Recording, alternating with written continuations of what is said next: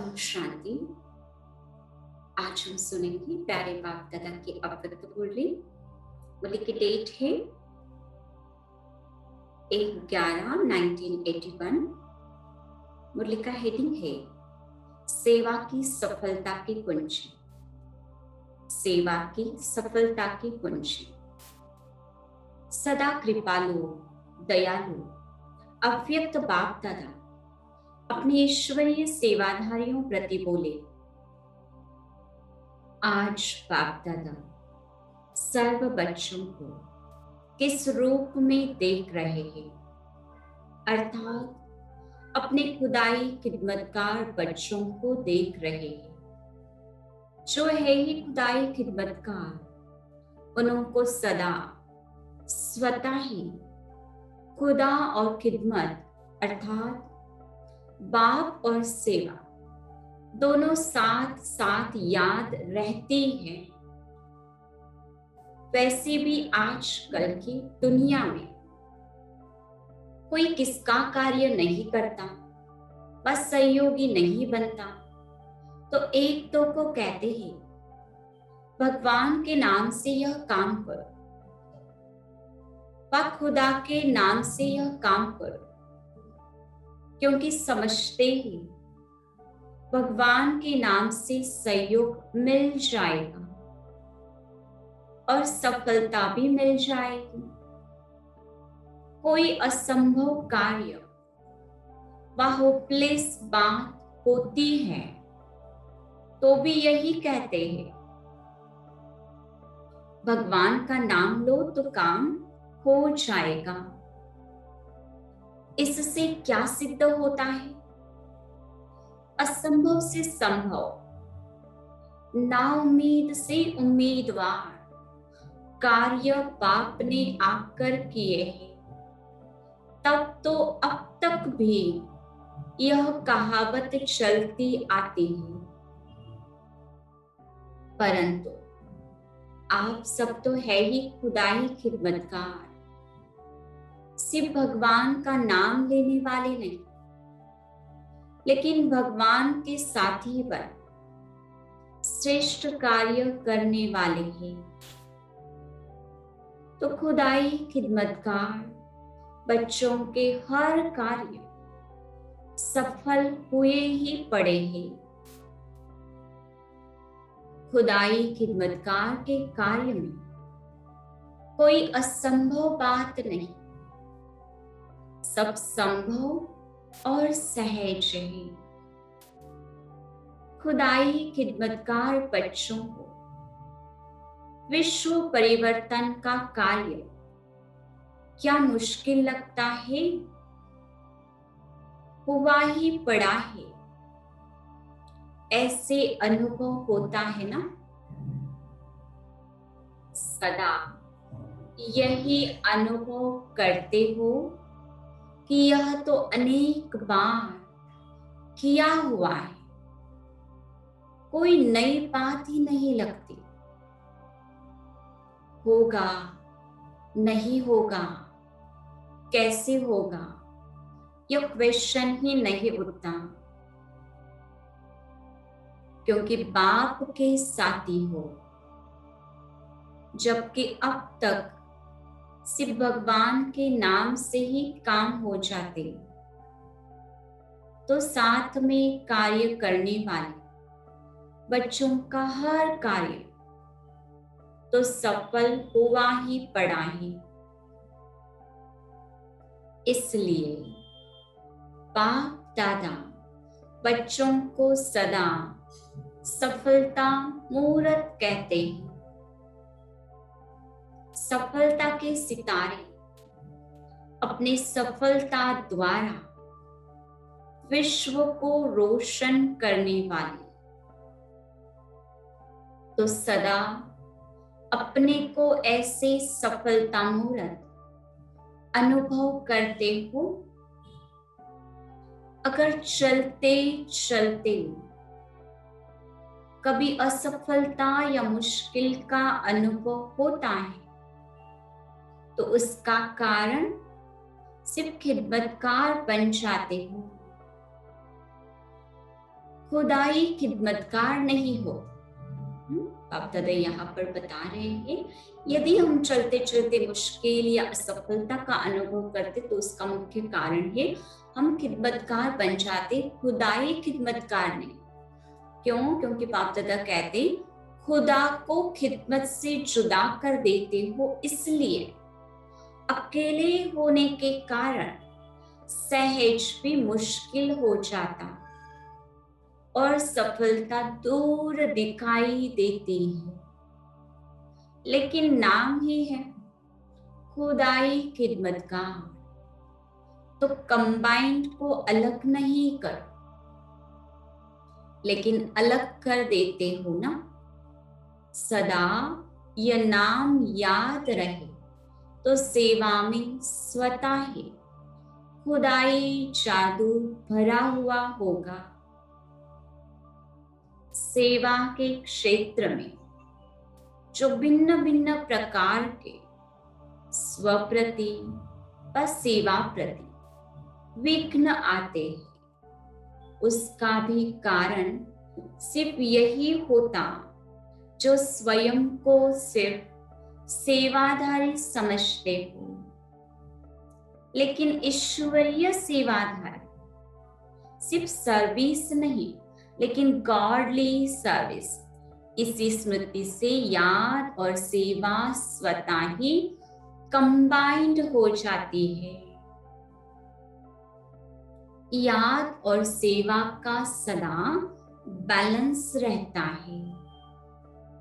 जहां बैलेंस है वह स्वयं सदा ब्लिसफुल अर्थात आनंद स्वरूप और अन्य के प्रति सदा ब्लेसिंग अर्थात कृपा दृष्टि सहज ही रहती है।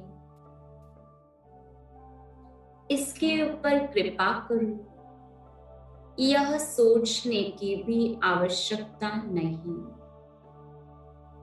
हो ही कृपालु, सदा का काम ही कृपा करना है।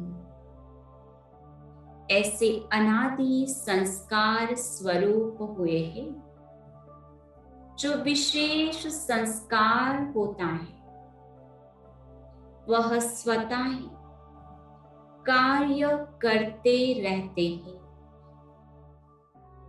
सोच के नहीं करते, लेकिन हो ही जाता है। बार बार यही कहते हो, मेरे संस्कार ऐसे इसलिए हो ही गया, मेरा भाव नहीं था, मेरा लक्ष्य नहीं था, लेकिन हो गया। क्यों? संस्कार है।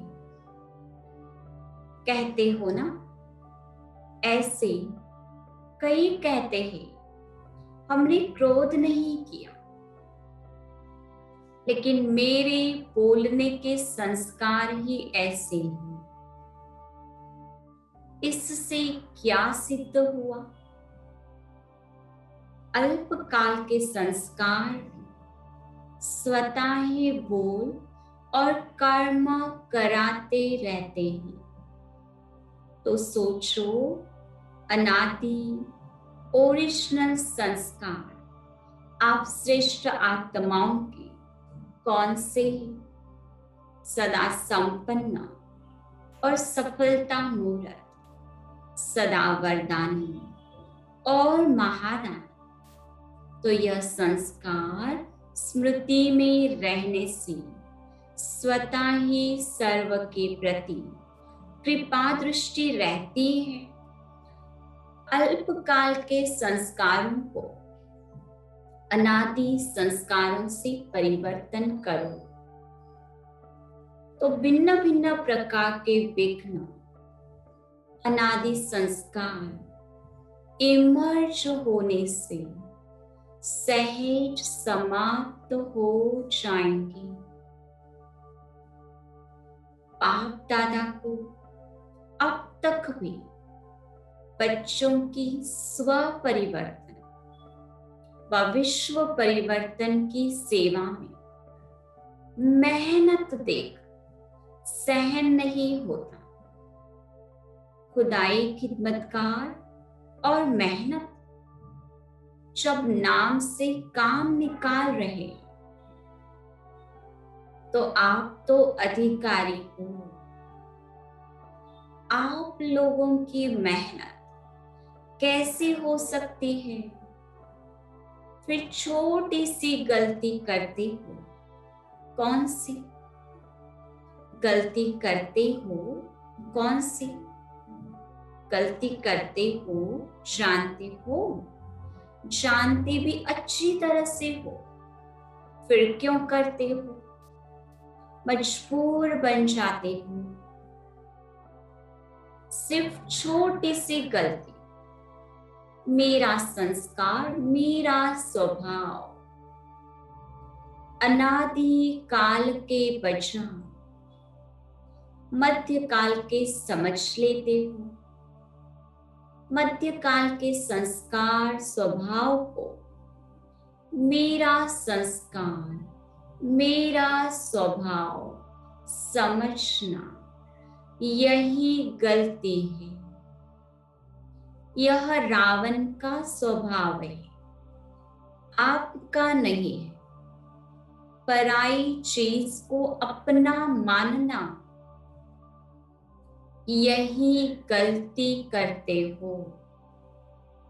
मेरा कहने और समझने से मेरे में स्वतः ही झुकाव हो जाता है। इसलिए छोड़ना चाहते भी छोड़ नहीं सकते। समझा गलती क्या है? तो सदा याद रखो, खुदाई खिदमतकार है। मैंने किया नहीं, खुदा ने मेरे से कराया। इस एक स्मृति से सहज ही सर्व विघ्नों के बीज को सदा के लिए समाप्त कर दो।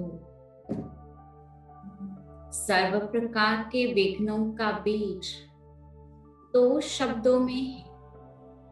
वह कौन से 2 शब्द हैं जिन शब्दों से ही विघ्न का रूप आता है? विघ्न आने के दरवाजे को जानते हो? तो वह नामी ग्रामी 2 शब्द कौन से हैं? विस्तार तो बहुत है, लेकिन 2 शब्दों में सार आ जाता है। पहला अभिमान और दूसरा अपमान। तो शब्द बाप दादा बताते अभिमान और अपमान। सेवा के क्षेत्र में विशेष विघ्न इन 2 रास्तों से आता है। या तो मैंने किया, यह अभिमान और अपमान की भावना भिन्न भिन्न विघ्नों के रूप में आ जाती है। जब है ही खुदाई खिदमतकार, करण करावन हार। पाप है तो छोटी सी गलती है ना, इसलिए कहा जाता कि खुदा को जुदा नहीं करो। सेवा में भी कंबाइंड रूप याद रखो, खुदा और खिदमत। तो यह करना नहीं आता, बहुत सहज, मेहनत से छूट जाएंगे। समझा क्या करना है? अच्छा,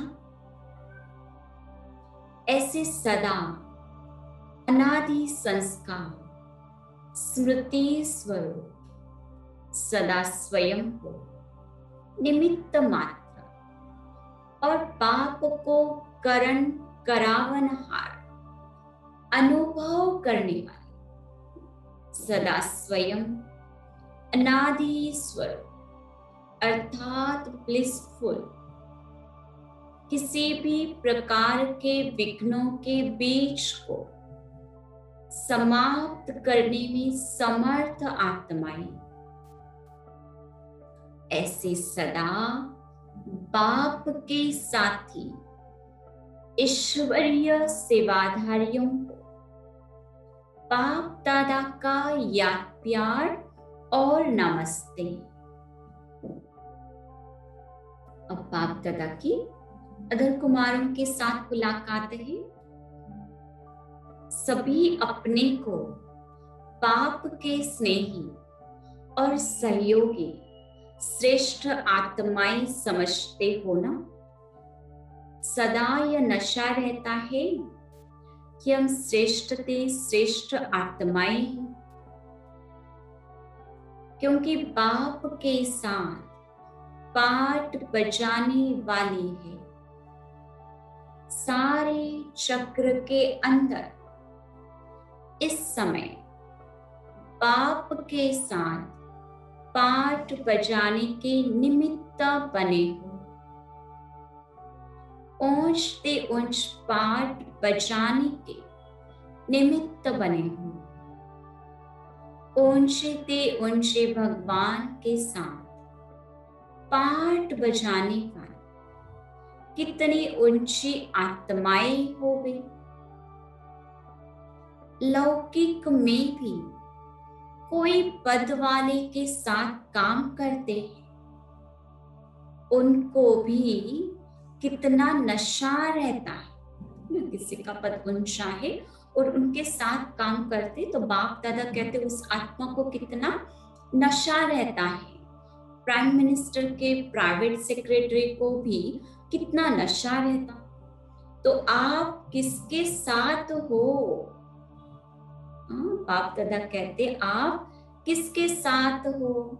ऊंचे बाप के साथ।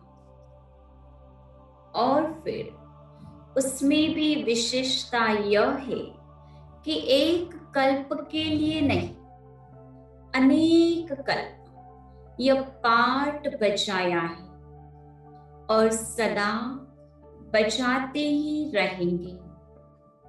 बदली नहीं हो सकता। ऐसे नशे में रहो तो सदा निर्विघ्न रहेंगे। कोई विघ्न तो नहीं आता है ना। वायुमंडल का, वाइब्रेशन का, संग का कोई विघ्न तो नहीं है। कमल पुष्प के समान हो, कमल पुष्प समान न्यारा और प्यारा। बाप का कितना प्यारा बना हो, उसका हिसाब न्यारेपन से लगा सकते हो। अगर थोड़ा सा न्यारा है, बाकी फंस जाते तो प्यारे भी इतने होंगे। जो सदा बाप के प्यारे, उनकी निशानी स्वतः याद। प्यारी चीज स्वतः सदा याद आती है ना। तो यह कल्प कल्प की प्रिय चीज है। एक बार बाप के नहीं बने, कल्प कल्प बने, तो ऐसी प्रिय वस्तु कैसे भूल सकते? भूलते तब हो जब बाप से भी अधिक कोई वस्तु या व्यक्ति को प्रिय समझने लगते हो। अगर सदा बाप को प्रिय समझते तो भूल नहीं सकते। यह नहीं सोचना पड़ेगा कि याद कैसे करें, लेकिन भूले कैसे, आश्चर्य लगेगा। तो नाम अधर कुमार है, लेकिन हो तो ब्रह्मा कुमार। ब्रह्मा कुमार सदा नशे और खुशी में रहेंगे। तो निश्चय बुद्धि विजयी होना। अधर कुमार तो अनुभवी कुमार है, सब अनुभव कर चुके अनुभवी कभी भी धोखा नहीं खाते। पास्ट के भी अनुभवी और वर्तमान के भी अनुभवी एक एक अधर कुमार अपने अनुभव द्वारा अनेकों का कल्याण कर सकते हैं। यह है विश्व कल्याणकारी ग्रुप। अच्छा, अब माताओं के साथ बाप दादा की मुलाकात है। बाप दादा कहते, प्रवृत्ति में रहते एक पांव दूसरा न कोई, इसी स्मृति में रहते हो, यह चेकिंग करते हो, क्योंकि प्रवृत्ति के वायुमंडल में रहते उस वायुमंडल का असर न हो।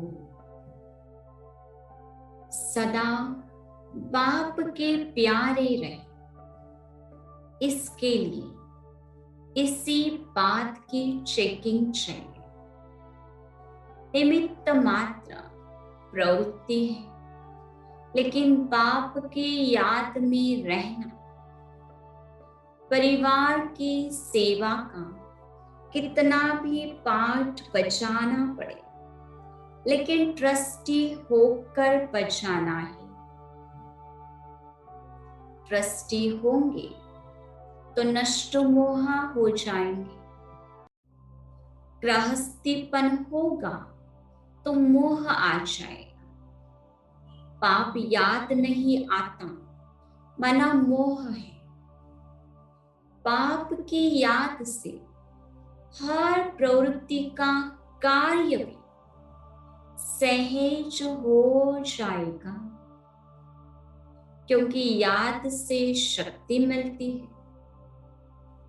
तो पाप के याद की छत्र छाया के नीचे रहती हो ना।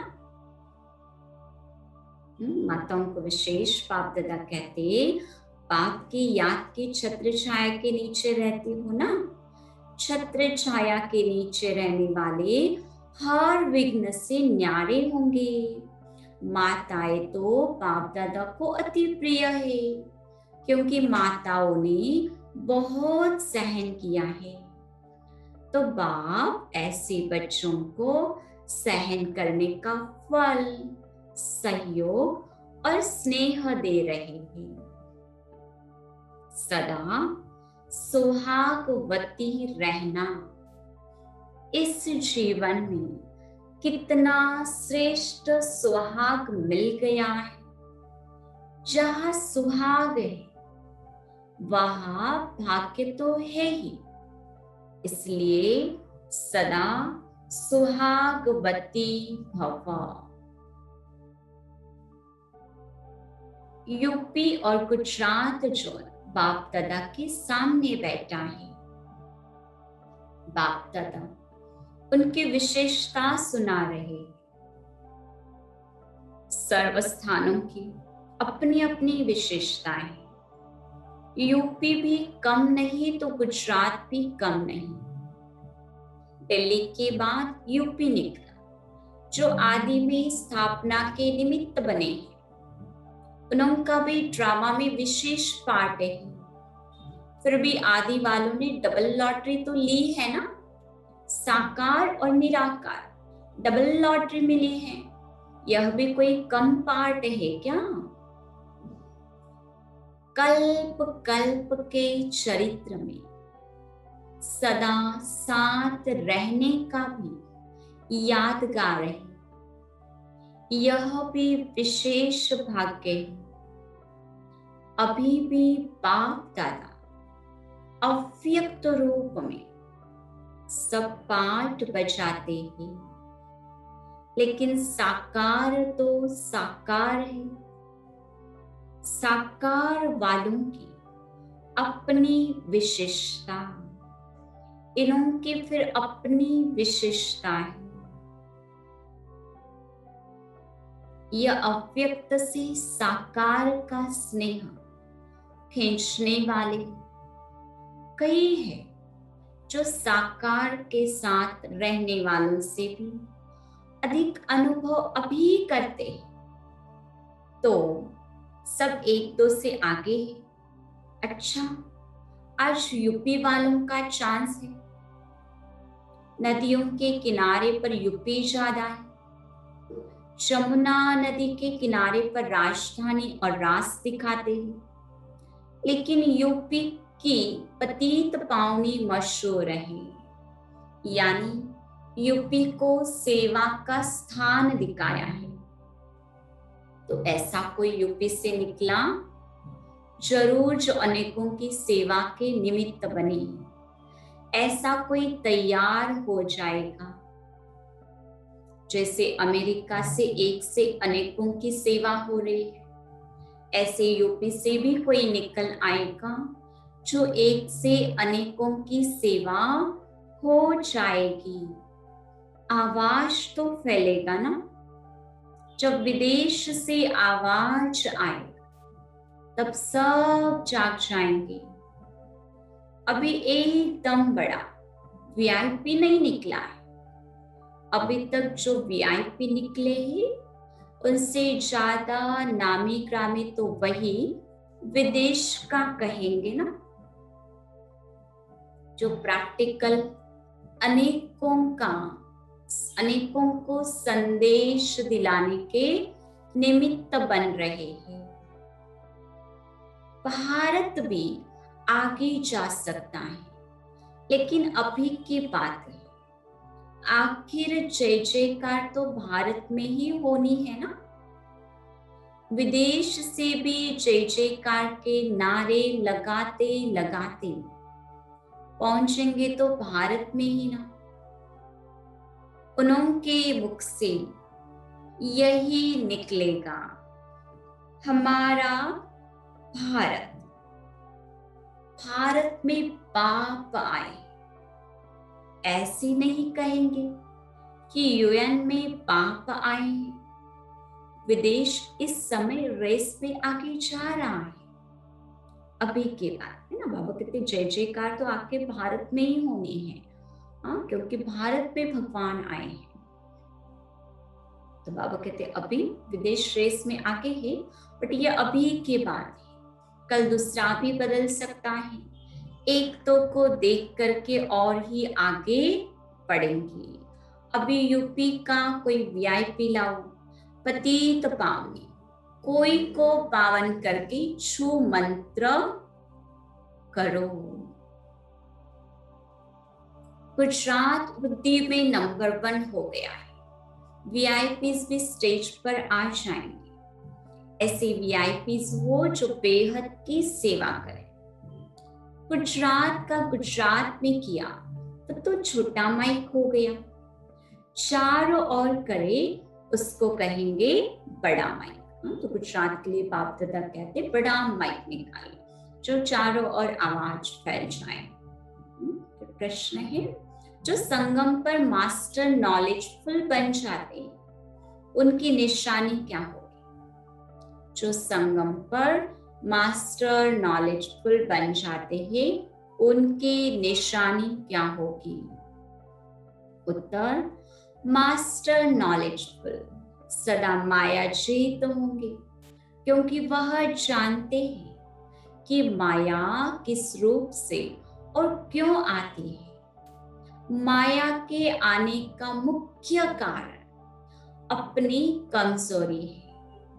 कमजोरी ही माया को जन्म देती है। संकल्प या संस्कार में जब कमजोरी होती है तो माया को जन्म मिल जाता है। इसलिए नॉलेजफुल बच्चे कारण को जानकर पहले ही सदाकाल का निवारण कर देते हैं। संगम पर हर बात में नॉलेजफुल बनना है। तन के भी नॉलेजफुल, मन के भी नॉलेजफुल और धन के भी नॉलेजफुल। ऐसे नॉलेजफुल ही पावरफुल बन मायाजीत जगत जीत बन जाते हैं। अच्छा, ओम शांति।